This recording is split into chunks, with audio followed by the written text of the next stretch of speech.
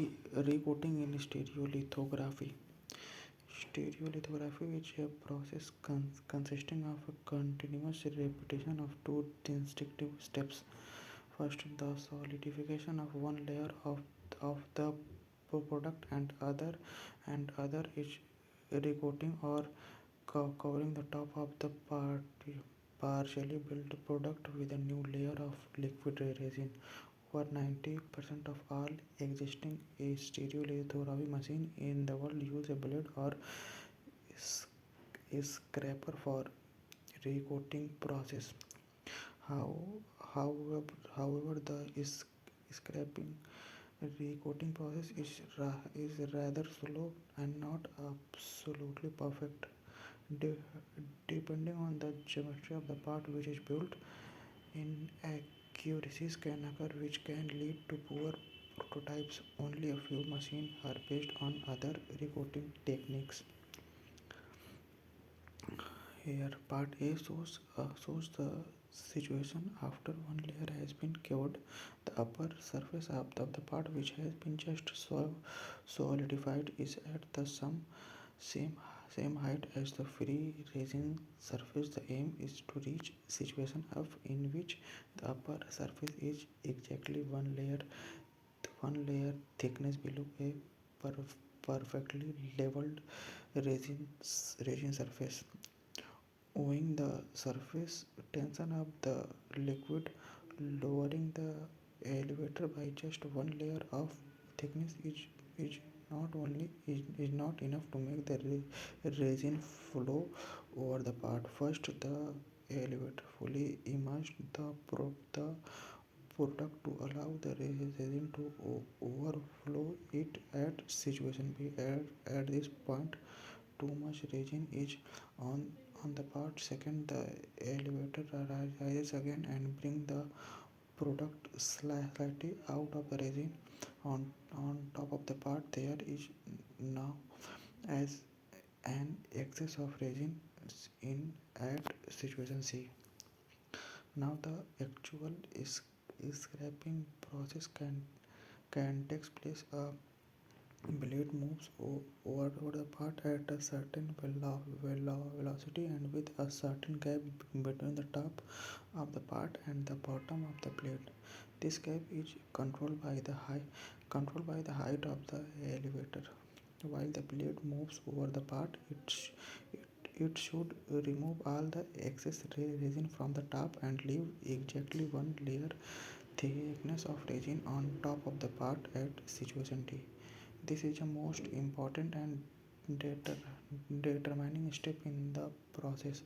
If the layer which is created in this step is inaccurate, it will have consequences on the accuracy and quality of entire part.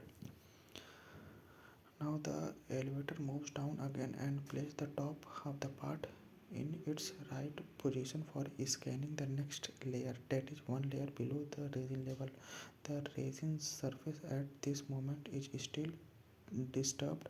This is due to the movement of part through the resin, but also due to error in the previous scraping step at situation C. At this point, a waiting period is introduced to allow the resin surface to stabilize again at situation F. The better the scraping step has been shortened, this delay can be the quicker the entire process. At this period, the layer which has been just created is cured and the process return to the situation A and start all over again.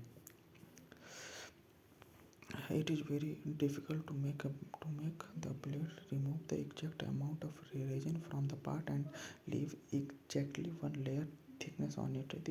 This result in too thick or too thin layer which affect the accuracy of the product. In some cases, layers that are too thick will not adhere to the previous layer. In the worst case, the blade will collide with the prototype, which has become too high owing the layer which are too thick. A solid liquid substrate trapped volume. The part that contain a hollow chamber in it. When the elevator rises this part out of the bed, the amount of resin in the part cannot leave and will stay here. The resin is trapped in the part. This also means that the blade experience a partly liquid substrate on which it has to create a layer of resin.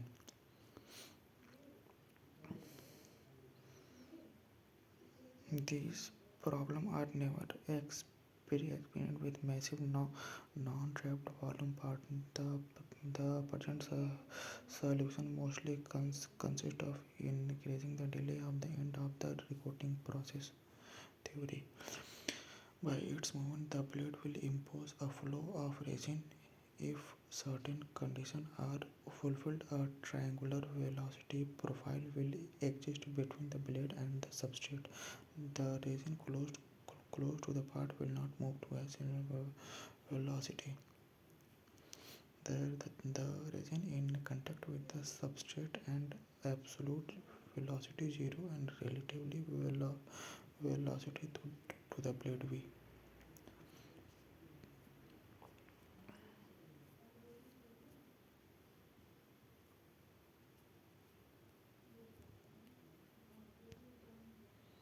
When the velocity of the blade is too low or the gap is too wide, the average layer thickness is higher than the half of the gap.